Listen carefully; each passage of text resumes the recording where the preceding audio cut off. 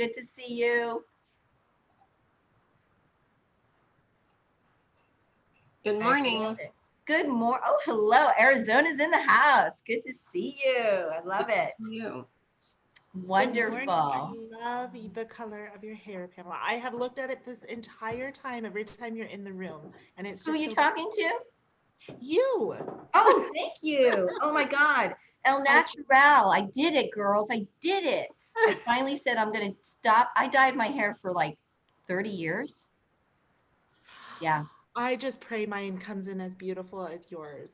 It will. You know what I wish? I tell you what I really wish is that I never start dyeing. I wish I would have just kind of let it go and let it go natural and just embrace it. You've got to embrace it. And I have to tell you a funny story. There's not a whole lot of guys on this call except for Jeff. So Jeff, you know, when I did this, when I started doing, I said to my husband, I'm like, I feel so liberated. I feel like I burned my bra. He goes, no, don't do that. So there's a limit to being liberated.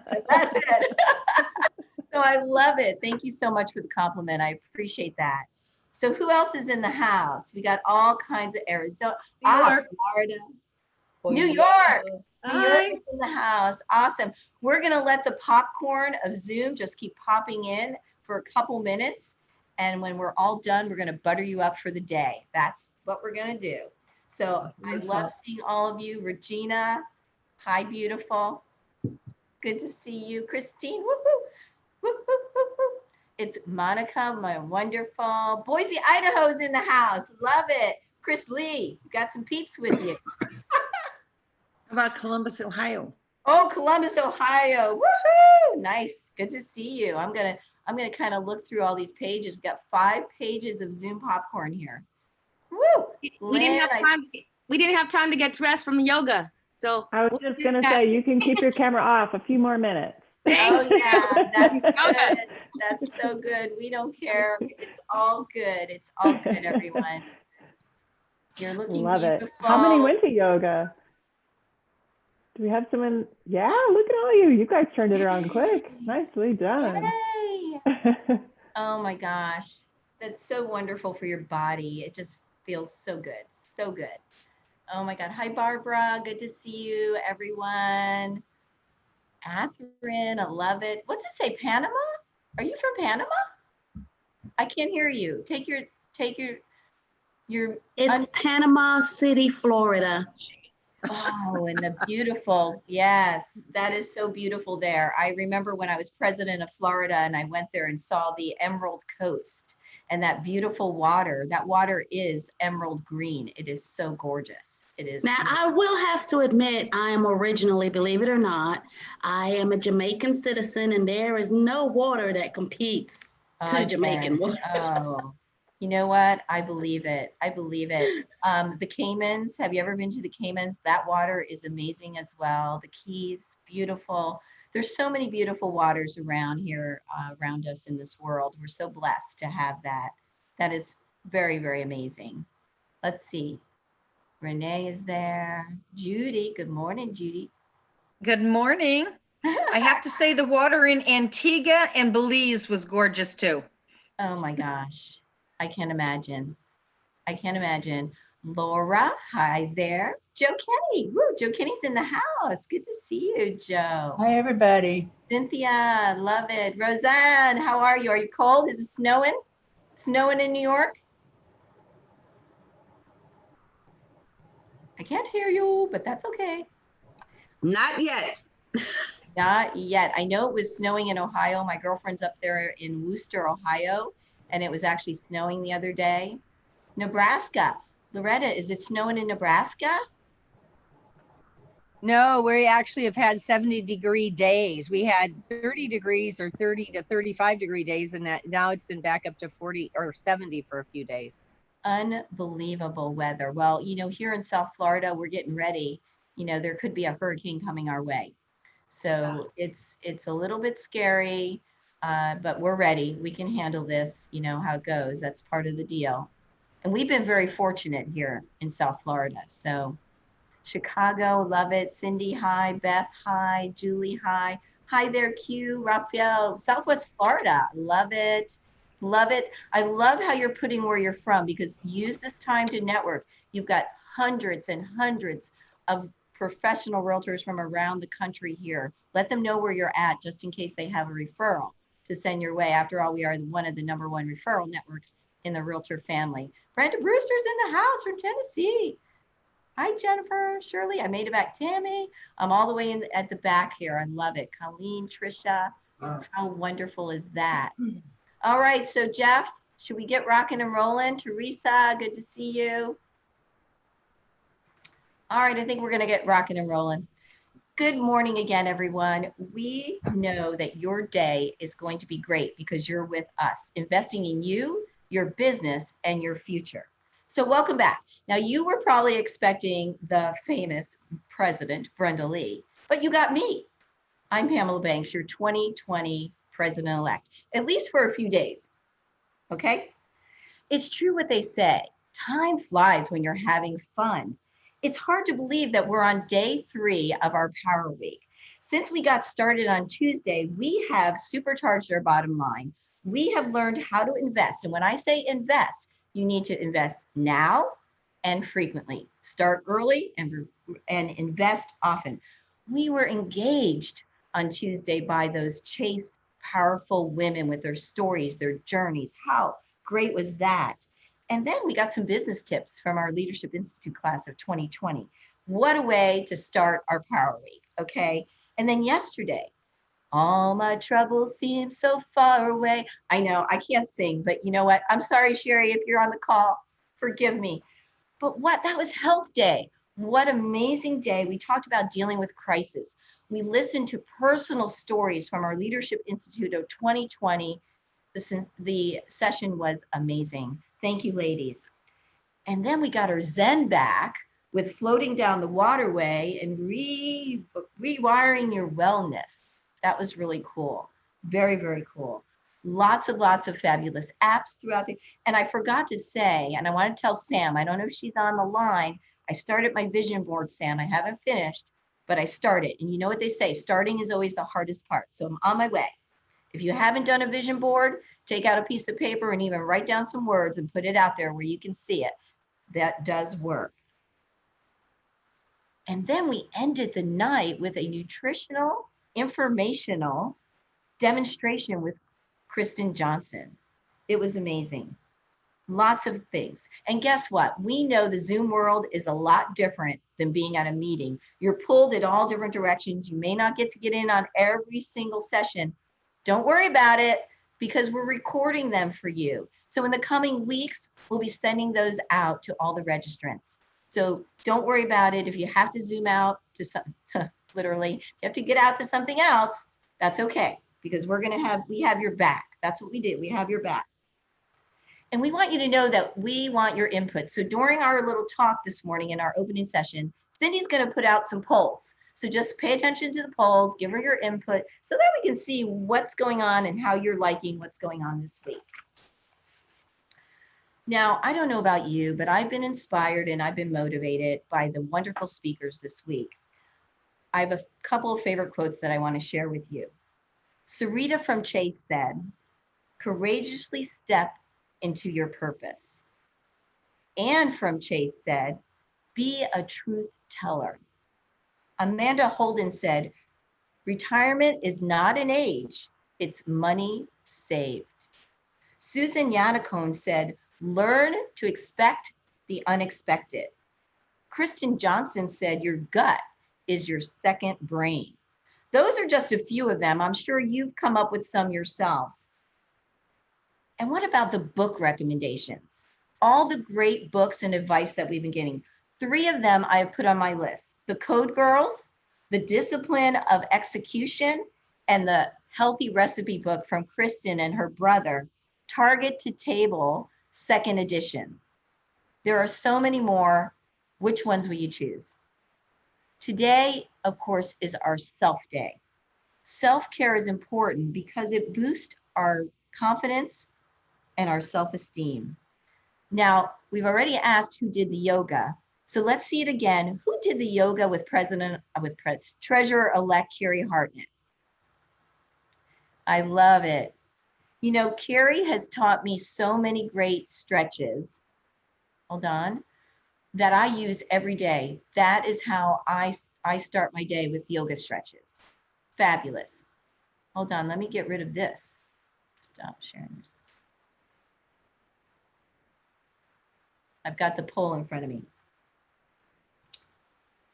Well, today get ready, because you're going to have an informative day that will be life-changing sessions, such as trusting your gut instinct with Nikki Langman. Another great presentation from our Leadership Institute class of 2020, and valuable safety lessons to protect you. Now, if any of you were on the walk with Heather Ogier, a question came up during the walk was, how do you stay safe during your run walk? Well, now's your chance to get some tips on that. Plus, we're going to share lots of apps. There is so much going on today. You don't want to miss it. If you do, again, it will be recorded. Oh, and don't forget, we have a very big celebration tonight. The 82nd first ever virtual inaugural gala. We are excited to have you join us, celebrating our amazing 2021 national leaders. And although we couldn't be in New Orleans, we're bringing a little New Orleans to you. You'll also get to know your incoming leaders on a more personal base. So look forward to that. This is an exciting evening for all of us to share together. Thank you in advance for attending. And I would be remiss if I didn't send a big, big shout out to all the strategic partners that made this event, the inaugural, and everything that goes along with it, possible. We couldn't have done it without you. The party starts at 6 p.m. Central Time, so grab a cocktail, sit back, and enjoy the program. Cindy, are we still doing polls? Yes, we are. Okay, cool. I'm going to get out of this. So I have the opportunity to introduce to you our very first speaker today. So I'm going to do that while she's completing the polls. So bear with me. Okay, so I'm introducing our speaker today. Nikki Langman is an international speaker, author, consultant, and emotional intelligence specialist. That word has come up a couple times, Nikki, during this conference. She holds accreditations in the areas of emotional intelligence, nonverbal communication, behavior style management, and virtual facilitation. Everything we need to know, Nikki. So as soon as we're done, are we almost done? Yes, we're all done. We're done. I just Nikki, need to get a copy of my, We are all done with the polls, Pamela, and 75% of the attendees were able to connect with somebody new as a result of attending the conference, and over 90% will be taking actionable steps to improve their health after attending the session as well. And basically, Pamela, everybody's attending your inaugural. That one was close to 100%. So I love it. I love it. Get ready for a party. It's something different, ladies and gentlemen. Something you probably are not expecting, but you know how we do it. We do it big at the Women's Council. So we're excited about this first ever virtual, and we can't wait to 2021, because I'm going to challenge you, because I hope you challenge me too. All right, Nikki, I'm going to pass it on to you. So have a great Zoom day, everybody.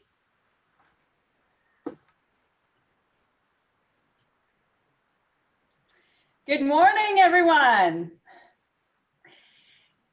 Research shows us that 80 to 90% of our communication is nonverbal. Wow. Our bodies do most of the talking, and the messages we send or receive are sensitive to interpretation or misinterpretation. Communication is critical for realtors. A major part of the job is listening to what is being said, as well as understanding what is not being said.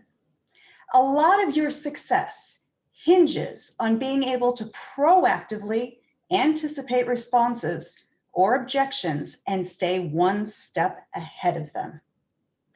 In this talk, we are going to take an in-depth look at how to interpret yours and others' nonverbal behavior more accurately.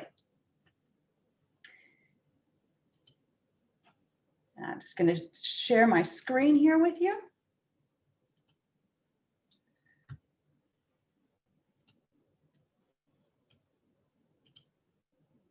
Okay. Oops. There we go. So in this session, we will explore how people are typically perceived. We will look at what makes someone seem credible, approachable, and or charismatic. We'll look at how perceptions, pardon me, we'll look at how perceptions influence the decision-making process and how you can use your intuition more accurately to increase your influence and persuasion.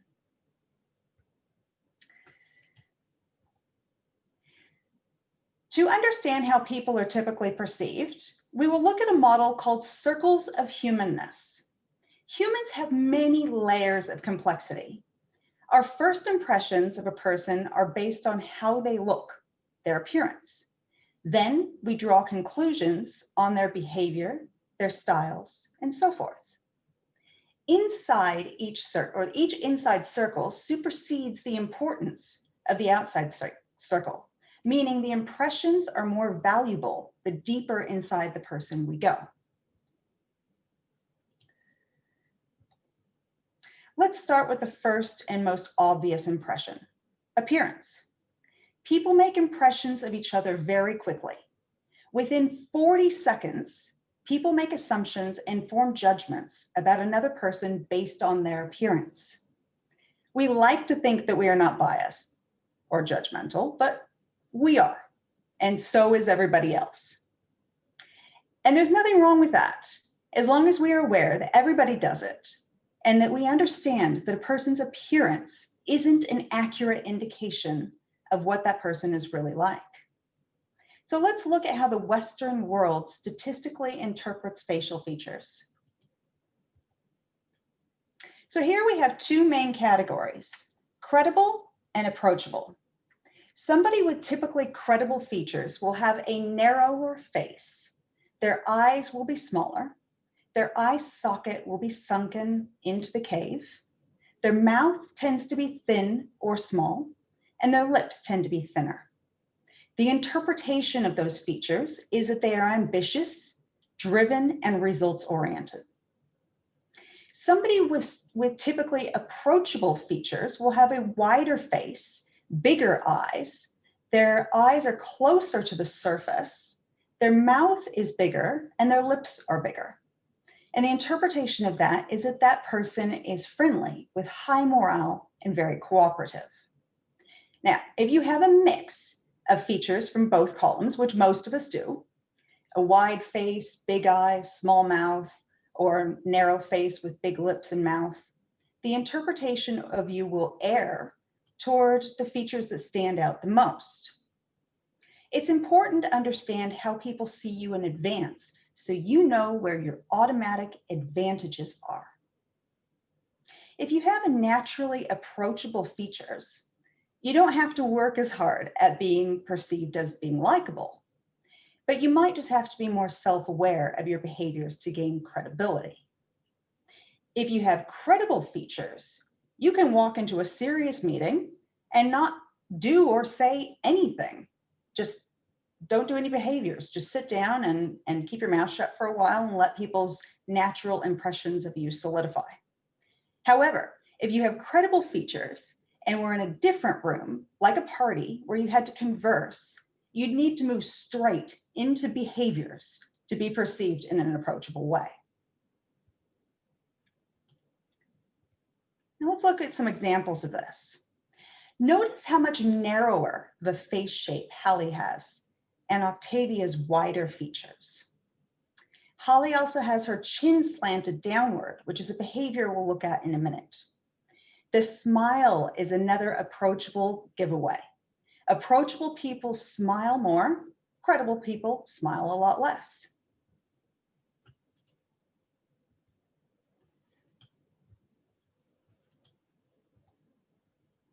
Here's a fun fact. Octavia approached the director of A Time to Kill to play a role. She recalls, "I wanted to be the woman who started the riot. The director said, 'No, your face is too sweet for that. You can read for the nurse.'" She's played a nurse 17 times. So this stuff is really important, how people interpret you.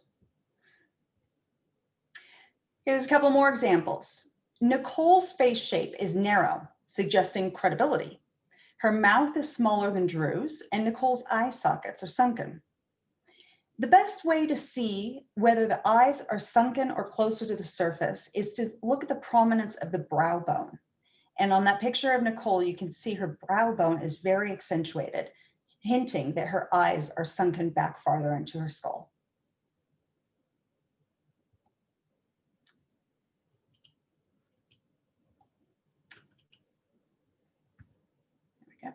Here's another classic side by side. Meryl has the narrower face structure. Christie's is wide. Christy has a big, wide smile, lots of teeth showing.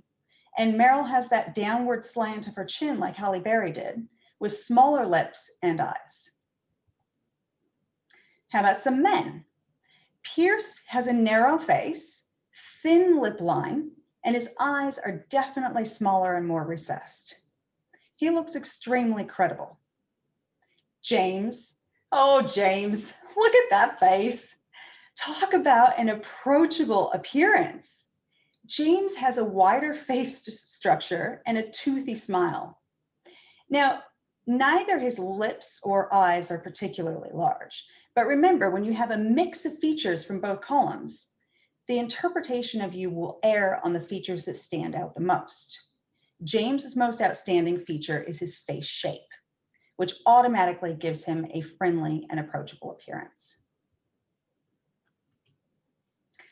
Now, Jeff Dunham with his puppets Walter and Peanut, this is one of my favorites because this is an excellent example of puppets who were designed intentionally to mimic Western facial features. This is very strategic, very well thought out. There were no mistakes here. So Walter is purposely showing all of the signs of credibility and grumpiness too.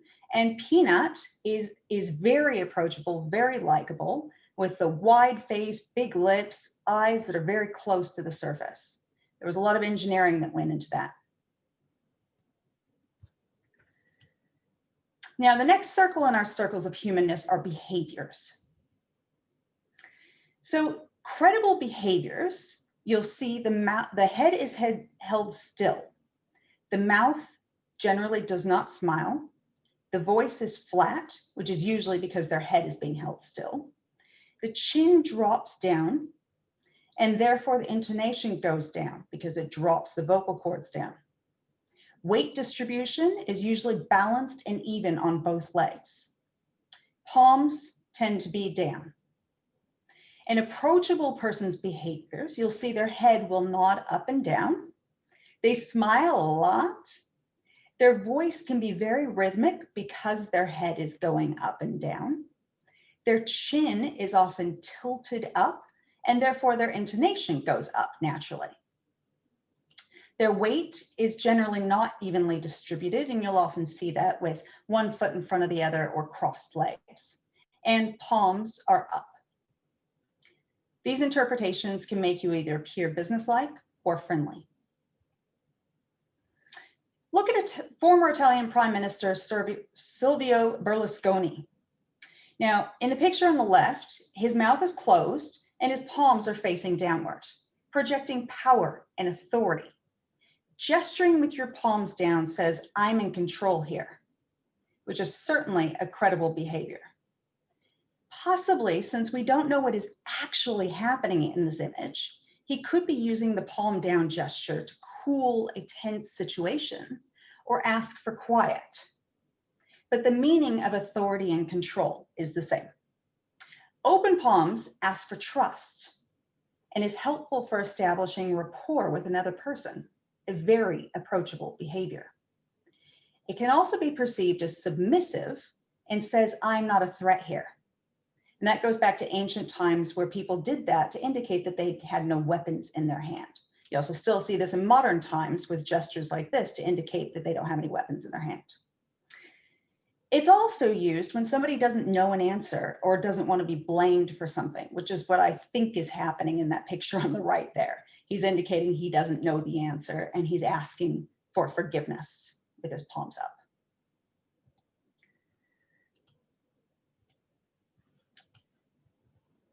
Here we have a similar set of contrasting behaviors.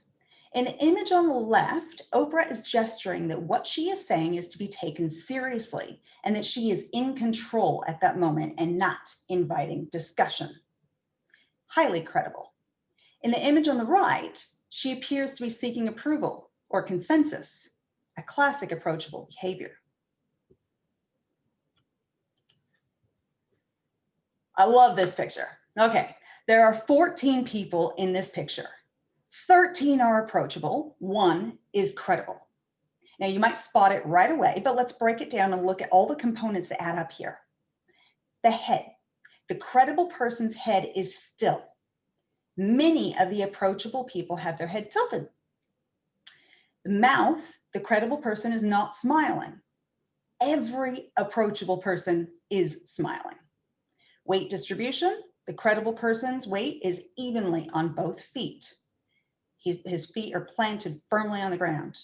The approachable people all have uneven weight distribution, 1 foot in front of the other. And the palms, well, no one has their palms up, but many have their arms slung around shoulders, a very approachable and friendly behavior. The credible person, palms down by his side.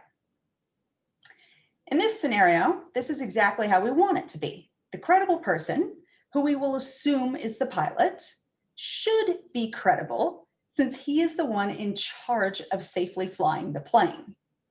The cabin crew should be approachable because they are the ones we interact with. But I bet you've never really noticed the nonverbal behaviors like this around you all the time. It'll give you a new appreciation for it now.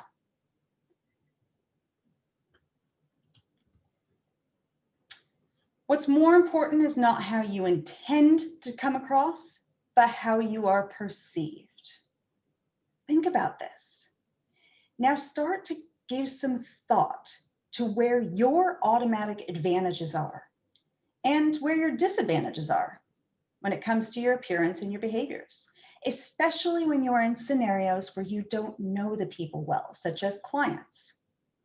Just based on your facial features and your body language, how are you likely being perceived? Is this how you want to be perceived?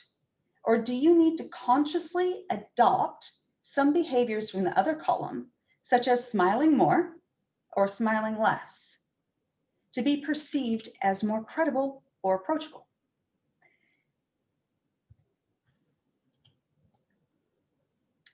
Now, let's say there's something about you that can be or is often misinterpreted. You can influence other people's perceptions of you by using a strategy called getting the elephant out of the room. Getting the elephant out of the room is where you explain to others how to interpret your behaviors, and then it can't be held against you. Open with acknowledging the elephant and explaining it. This allows you to replace others' perceptions of you with your suggestion of how to more accurately interpret you. For example, are you from a geographic area where people naturally talk louder and faster? You might say, I have been told that I can sound excitable. That is just how I talk. Or if leaning forward and nodding is a natural position for you to listen best, you could say, I'm leaning in to hear what you are saying. Please do not misinterpret this with me agreeing with you. One of my favorites was a witness testimony from an Asian woman with a soft voice. She said, I naturally speak softly. Don't let that dilute the amount of anger I feel about this horrible act of violence.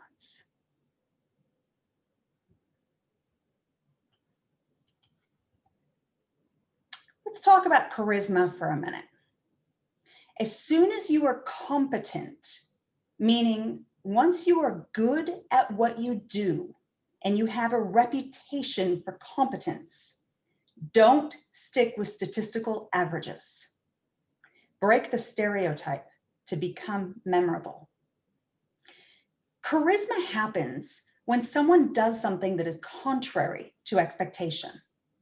So a person who is naturally and consistently very serious, and then they crack a big smile or laugh out loud, we love seeing that behavior. It draws us to that person because it's not something they typically do. What about a little old lady telling a dirty joke? That's always charismatic.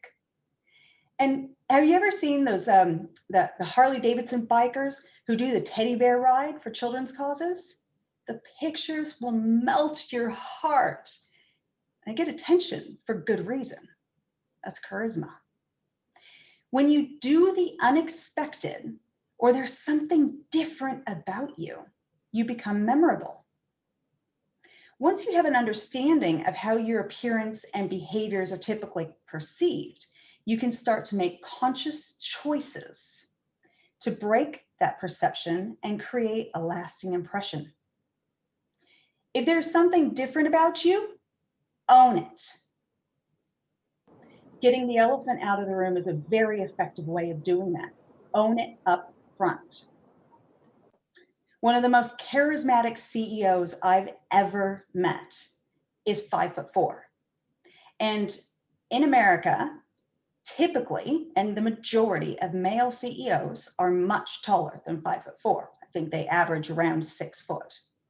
So this CEO, he gets the elephant out of the room right away. And the first thing he does when he gets on stage is says, "I'm so sorry. I know you were expecting someone taller. But the only reason that I'm running my Fortune 500 company is because the military didn't want me." And he gets people to laugh. He becomes likable right away. He already had the established reputation of competence. People knew he was good at his job.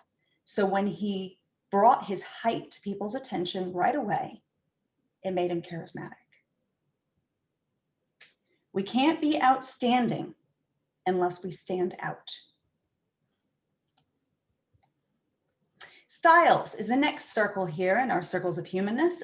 Style can also be described as personality. Now, the business world has been investing a lot of money in recent years into this area, and for good reason. There are psychological profiling tools, such as DISC or Myers-Briggs, that are commonly used to understand our personality, style, our differences, increase our acceptance of each other, and reduce conflict. And they are very effective. But no matter what style preference a person is dominant in, it can change based on the context. For example, how one acts at a funeral might be very different to how they act at a wedding, regardless of what their dominant behavioral style is. In different situations, people behave very differently. You will only understand values and core identity if you know the person really well, live with them, or work very closely with them for a long period of time. We will not be talking about values or core identity today. Now, an easy way to remember it, I want you to do this exercise with me. I want you to hold up your hand, either one, doesn't matter. And I want you to take your pinky finger and I want you to put it on your belly button. I know it's going to feel weird, but just hang with me, okay? No one can see you, you're on Zoom. All right, and I want you to say appearances. Good. Now take your ring finger without lifting your pinky finger, put it next to it on your stomach and say behaviors. Good. And last one, your ring finger on your stomach, say styles. These are your abs. Those 3 areas are your abs. That's what you're going to get in the business world. Now move your hand up to your heart. Your heart has your values and your core identity. I like to remember it like values, your heart has valves, and core identity, cardiovascular. But those are heart qualities of a person. And we don't often see those in a business environment unless we know the person very well. So Let's just stick with our abs for now. To further illustrate credibility and approachability, let's get some help from cats and dogs. Now, this is an easy metaphor to understand to really illustrate people's behavior. When you call a dog, they come. When you call a cat, you often don't get the same response, unless you have something the cat wants. Now, people are like household pets. The dogs are highly collaborative people and very approachable, whereas cat people tend to know what's best for them and are more formal and credible. No one is completely dog-like or completely cat-like. We're all both dog and cat, but either a dog or cat will feel more natural to you, and you can go into the behaviors of the other type with a little bit of effort. I'll show you how we use this. So a helpful tool for understanding cat-like behavior and dog-like behavior is to use the initials T and R. Dogs favor tranquility and routine. Typical dog-like behaviors avoid conflict, they seek harmony, stability, and are reluctant to change. And they just want everyone to get along. Cats, on the other hand, cat behavior thrives on tension and risk. They're ambitious, goal-driven, and have no problem making hard calls or engaging in conflict. Cats make up about 20% of the population. Dogs make up about 80%.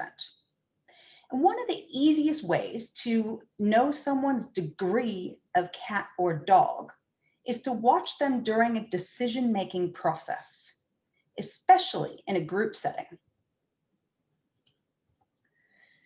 The decision-making process has 4 phases: gathering, evaluating, deciding, and implementing.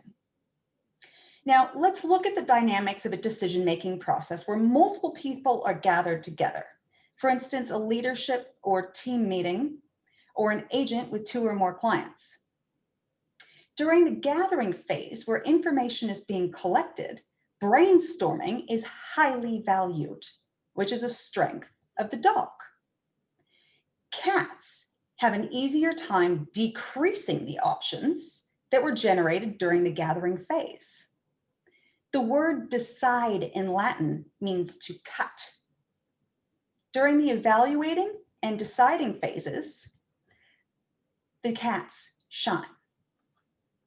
In the implementing phase, both dogs and cats are equally valued, so you can be whatever feels most comfortable for you when you're implementing. How can you quickly know which participants are more dog-like and which are more cat-like, especially if you don't know the people in the room? Listen to their voice. That's all you really need to do. And this even works on audio calls. Dogs have the approachable rolling voice pattern that tends to curl up at the end of their sentences, whereas cats have a credible, flat, businesslike that tends to curl down at the end of their sentences. The next time you're in a group setting where a decision is being made, watch the impatience of the cats as they find the gathering phase a waste of time. But you'll regain the cat's attention as the gathering phase draws to a close.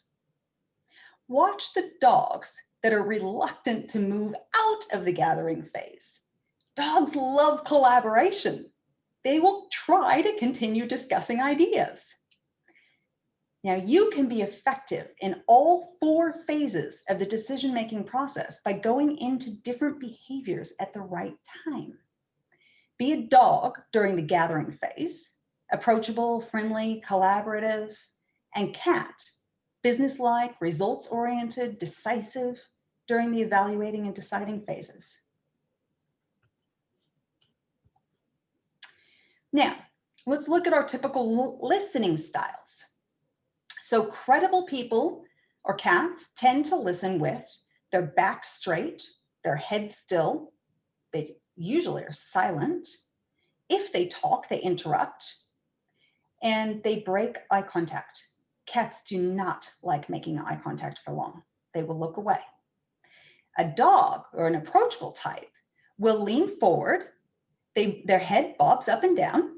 They make encouraging sounds. Ah, uh-huh, uh-huh, all right. If they talk, they say your name and ask questions, and they keep eye contact.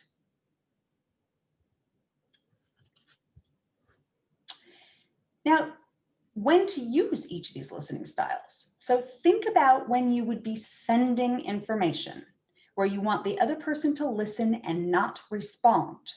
Like maybe you're explaining a contract or financial information.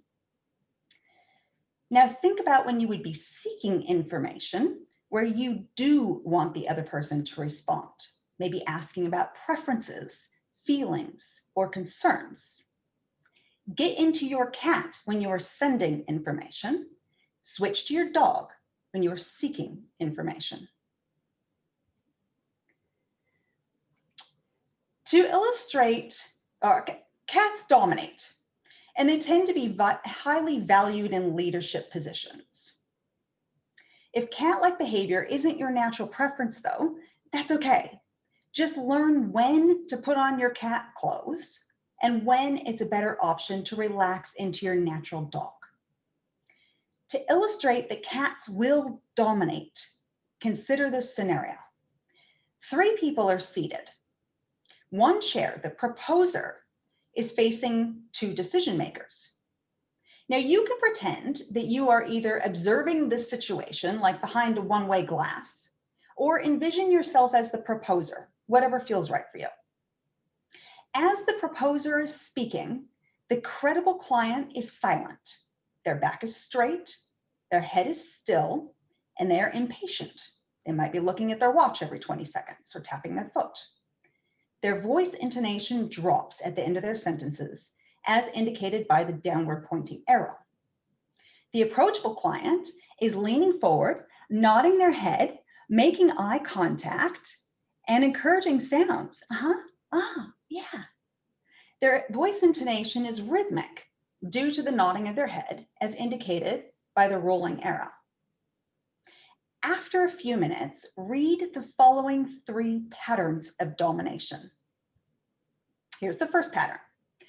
During the gathering phase, so when the proposer is asking questions and seeking information, the proposer will look at the approachable person longer and more often than the credible individual. In fact, they will look at the approachable person 70% more. The proposer breathes better when making eye contact with the approachable listener. Here's the second pattern. The proposer will go into stress every time they look at the credible person. And this is often seen by the proposer having difficulty finding words. Now, the exceptions to patterns 1 and 2 is when you have a proposer who is highly power-oriented. The more the proposer is credible or cat-like, the less the proposer makes eye contact with the approachable or dog-like individual. In fact, the proposer is dismissive of the approachable individual because the proposer seeks alignment with the power-based individual. This is style. Yes, there are statistically more cat-like men and dog-like females, but in situations like these, that has a lot less to do with gender stereotypes than it does with style. Style trumps gender in every situation. However, if there's not enough time for the proposer to unconsciously assess style, or they simply have a fixed mindset, then they may default to the traditionally accepted male equals power, female equals cooperation. And there's nothing you can do about that.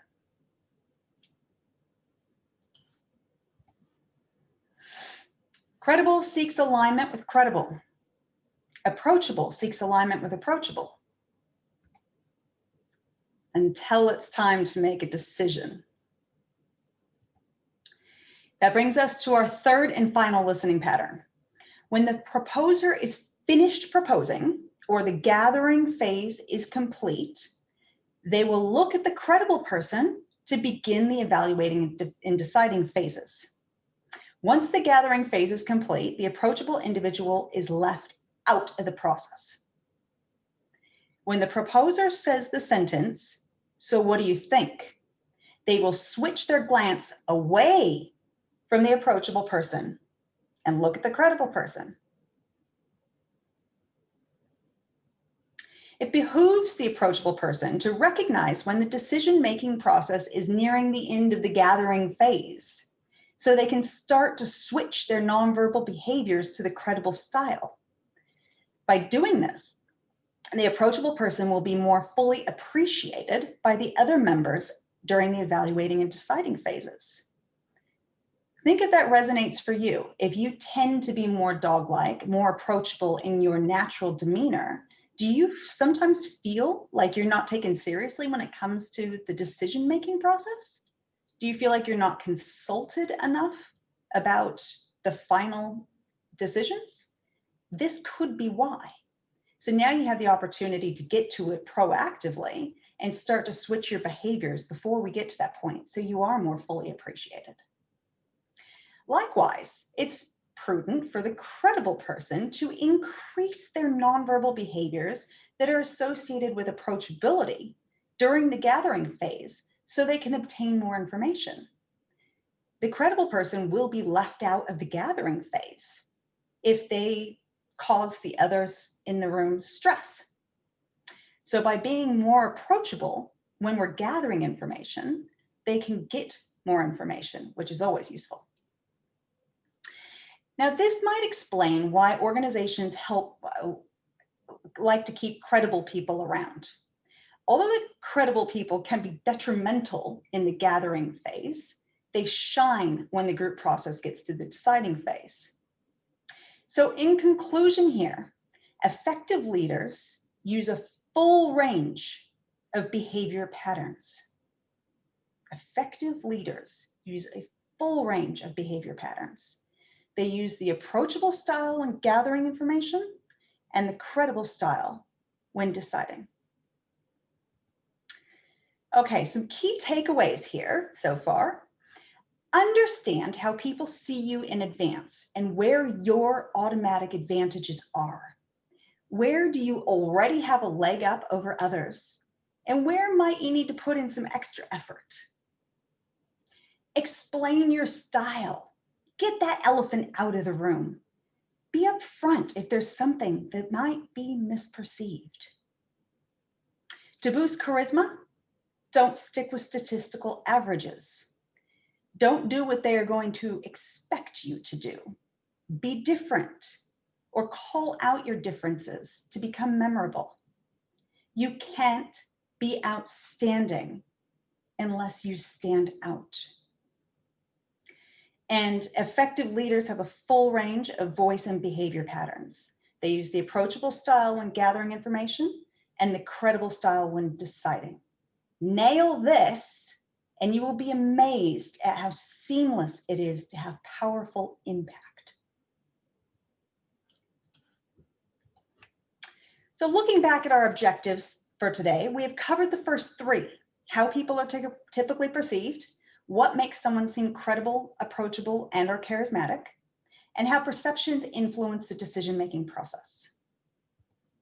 For the rest of the session, we will go beyond the elusive obvious and focus on how and when to use the tools of intuition or interpretation to increase your influence and persuasion. To illustrate where intuition sits in the world of communication, let's look at communication as a house. There are 4 floors in our house. The first floor is the content, the what, knowledge, verbal, conversation. This is the floor most everyone is familiar and comfortable with. The second floor is our nonverbals. Now this correlates to the circles of humanness second ring that we were looking at before.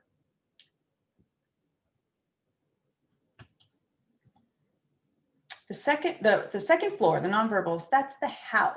How is information being communicated? On the second floor, there are 4 doors. Behind the first door is our visual, our eye contact, our frequency of eye contact, movement around the eyes. The second door has auditory, voice speed, volume, tone, pitch.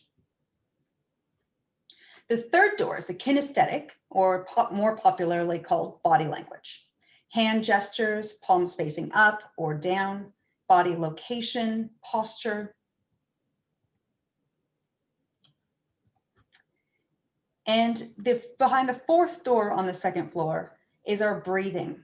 Is the person breathing high or low? Is the emphasis on the inhalation or the exhalation? Now, breathing is the most important nonverbal behavior, but also the hardest to master.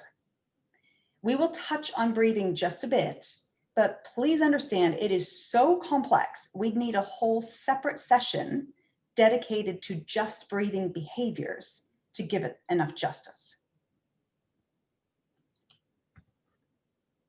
So floors 1 and 2, these are what we call the science of communication. Most people never leave these 2 floors. You can get by perfectly fine on just understanding content and nonverbal behaviors. But if you want to separate yourself from other professionals in your field and become a master of influence and persuasion, it's worth exploring the next 2 levels.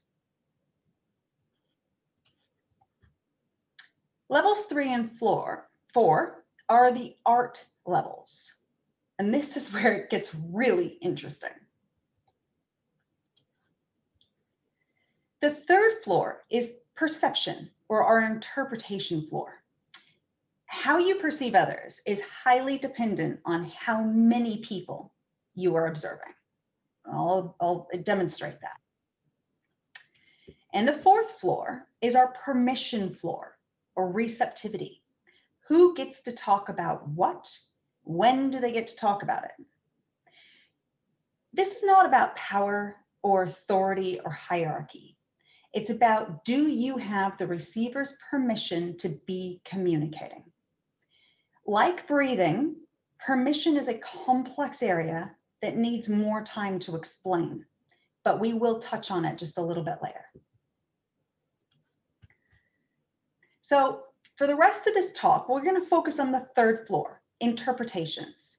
How do we make interpretations? When you're observing one person and you look at that person through your glasses of perception, you will ask yourself, what is likely to be that person's motivation, beliefs, values, and what are their perceptual filters? How do they see the world? Is it similar to my view or very different? Chances are high that the person is going to see the world somewhat different or very different to you. So how do you know if your interpretations are accurate or not? So here we have observations, which are represented below the line. This is what we objectively see in reality. There is no opinion below the line. Our interpretation of those observations are represented above the line. We know that our interpretations of what we observe in reality are based on our own experiences and viewpoints, and therefore they are subject to distortions, deletions, and generalizations. An example of this might be if several people witnessed a traffic accident and gave statements to the police about how the accident happened. Most likely, all of the individual accounts would be wildly different. Why? Because we might make distortions, such as the estimated speed of the car that crashed or which car was at fault. We might make deletions about facts that we didn't think were relevant, such as weather conditions. And we might make generalizations about the race, age, or gender of the driver that would be based on our perception about the quality of some drivers over others.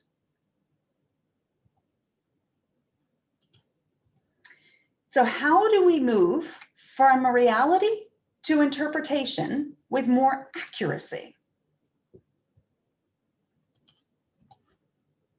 To answer that question, we need to understand that there are 3 levels of interpretation. We start with micro.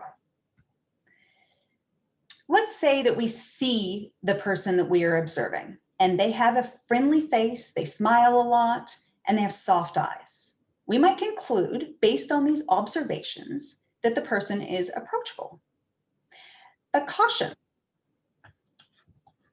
micro interpretations are faulty because they aren't very substantial. We don't have enough data with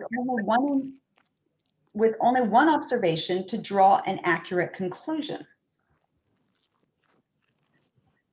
So we look for another micro interpretation, this time auditory. We hear that person's voice has a rhythmic pattern and curls up at the end of their sentences, which is another micro interpretation that the person is indeed approachable. So let's find one more. The kinesthetics also support that the person is approachable. Their palms are facing up, their head is nodding up and down, and they're leaning forward. So all 3 of these things together, all 3 of these micro interpretations give us a sufficient amount of information to conclude that the person is indeed approachable. And we can now say that we have enough evidence to make a macro interpretation. Macro is much more reliable than micro. The 3rd level of interpretation is meta, but we are not qualified to make meta interpretations until we have seen that person in a range of contexts. Now, when you are observing 2 people interacting, you want to understand who is likely to be the dominant one or the decision maker. Who's likely to hold the influence? Note this is a purely factual description for that particular interaction and not a value of who is more influential. When you have 3 or more people that you're observing, the artful question of perception here is what is likely to happen next. This is a favorite hobby that many like to call people watching. So everything we have just been talking about here is interpersonal intelligence.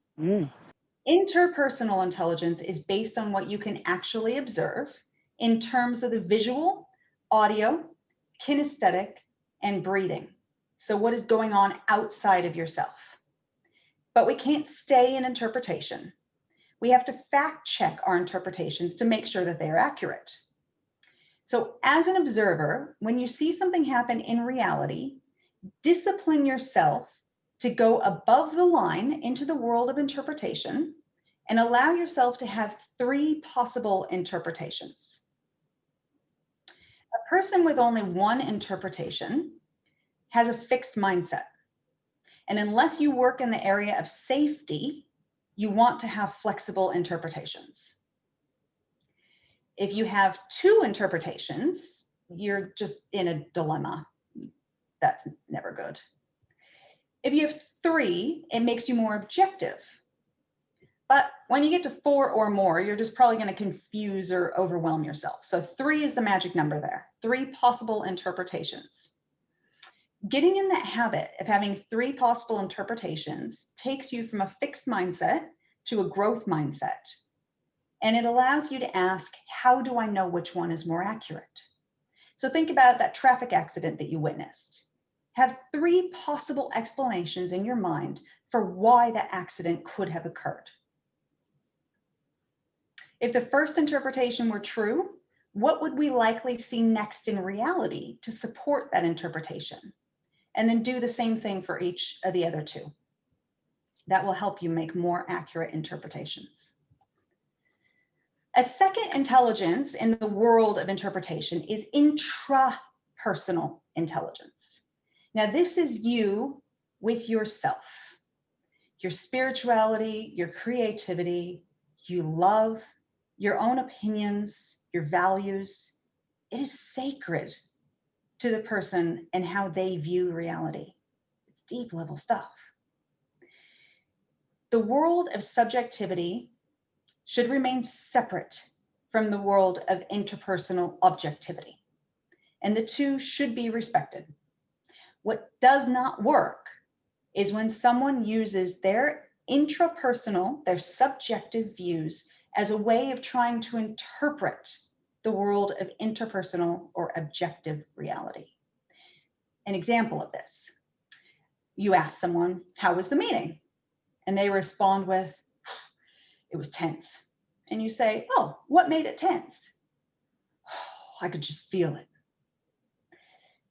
This is a completely subjective response based on that person's view of reality, and it is likely filled with distortions, deletions, and generalizations. Saying, I could just feel it, has not been observed, interpreted, and fact-checked back in reality. A lot of people will say, my intuition tells me, blah, blah, blah. Be very careful with this. That is highly dangerous. It is usually unwise to base your conclusions on someone else's subjective ideas.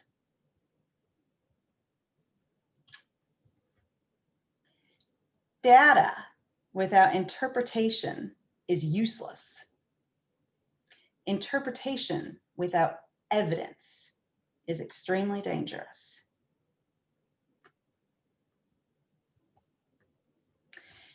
Now, the third and final type of intelligence in the world of interpretation is nonverbal intelligence. Now, this is the best of both worlds because it combines both the interpersonal and the intrapersonal intelligence and straddles both above and below the line. It's the ability to recognize a pattern of communication and label it. So looking at our nonverbals, what can we actually observe with our visual, audio, kinesthetic, and breathing? Predict what is likely to happen next, and consider whether it's appropriate to respond to the dynamics. Now, note about breathing. If you are breathing high, and by high, I mean if you put your hand on your chest and your chest is rising and falling. So you're breathing from your lungs, not from your stomach. That's what I mean by breathing high. If you are in danger, go with your instincts. Do exactly what your instincts tell you to do. If you are not in danger and you are breathing high, do not trust your instincts. You'll keep yourself out of a lot of trouble with that one. Breathing high is a knee-jerk reaction. It also puts you into a threat state and actually limits the amount of information that your brain is capable of processing. So your views of the world become very narrow and very closed-minded. If someone else is breathing high, you do not have their permission. Now, this is the level 4 of our house of communication. Like I said, it's a very complex area, and I said we just touch on it. So a note here about permission and someone else. When you are communicating with someone else and they are breathing high, so their breath is coming from their chest, not their diaphragm, and you can see the chest rising and falling, they are in a threat state.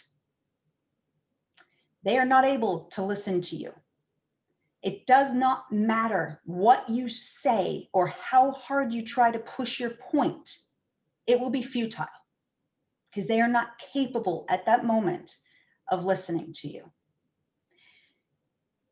You might just make it worse, actually. Imagine you're with a client and you notice that their chest starts to rise and fall. Stop. Just completely stop what you're doing. Whatever is happening at that moment, you and the client are not in agreement, your best bet is to pause, take a break, or try a different tactic. But that breathing and being able to observe someone else's chest rising and falling will make a very big impact on how you communicate with people. It will also allow you to have some very successful arguments. I can't tell you that how many arguments I have had with my husband that have ended very well because I have made one change. I watch his chest go up and down.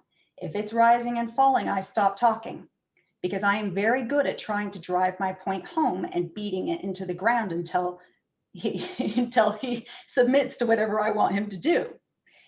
But when he's up and down, I see someone clapping. She knows what I'm doing. When his chest is rising and falling, I'm not going to win that argument. The best thing I can do is shut up, let his breathing come down, and then drive my point home. Okay, since we've just been discussing breathing high, I've probably elevated your respirations by accident. So let's just all look at this kitten for a moment. Take a deep breath, go, oh, and let everyone calm down. Okay. So why do we want to have perception? It allows you, the person in charge, to be proactive instead of reactive. If you see it coming, you have choices. If you don't, you have a problem. I love this. Surprise is the enemy of competence. Who agrees with that? Nothing makes you feel more incompetent and silly than being surprised or unprepared for something, huh? The whole purpose of perception is to understand what is likely to happen so you can manage it when it happens. When you are proactive, a lot of times you can acknowledge the problem without needing to fix it. For example, think of when you're on an airplane and you're on the tarmac and the captain comes on and says, "Look outside. Yes, the wind is blowing. We've been taking off safely all day. It will be bumpy for the first 10 minutes or so, but we'll be fine." Now, the pilot did not have to fix the storm. All he had to do was acknowledge it. But imagine if we take off and the pilot has not mentioned that he knows about the weather outside, and we start bumping around as we take off. If the pilot then comes on the PA and brings up the storm, that's a reactive acknowledgement, and it does not carry the same weight. Now we want the pilot to fix it as well as acknowledge it. Perceptive people are more proactive and have more options in terms of their leadership.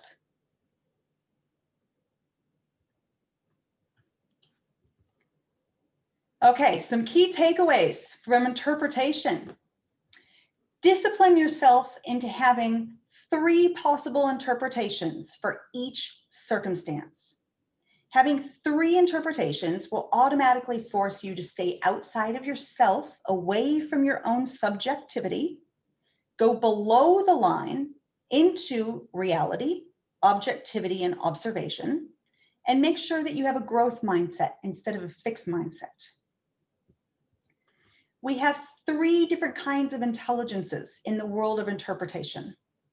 Intrapersonal, appreciating our own and others' subjective views, but keeping them separate from the interpersonal, objective intelligence. And nonverbal, which encompasses both, straddles both sides of the line. The overall aim of nonverbal intelligence is to be able to recognize patterns below the line that allow you to have accurate interpretations above the line, so you can be proactive instead of reactive, which is the basis of effective leadership.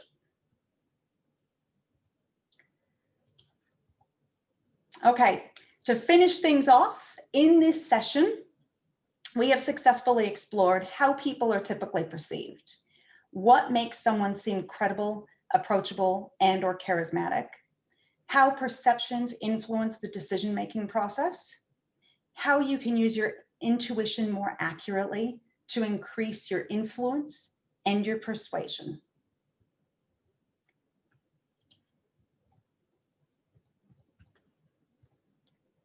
So thank you very much for spending this hour with me. Now, I would love to hear from you if you enjoyed this presentation and if you believe that others might benefit from hearing more about nonverbal communication and the tools we discussed today. So I speak on a range of topics in this space of behavior, emotional intelligence, and nonverbal communication, all designed to maximize your influence, sales, and leadership effectiveness. I also custom design coaching and group facilitation programs. So I would love to explore how I can help you and your business thrive. So I'll put my contact details up once again so you can take a picture of it or write down my email address or website. But please connect with me on any of the social media channels as well. Thank you so much, and I hope you enjoy the rest of your conference.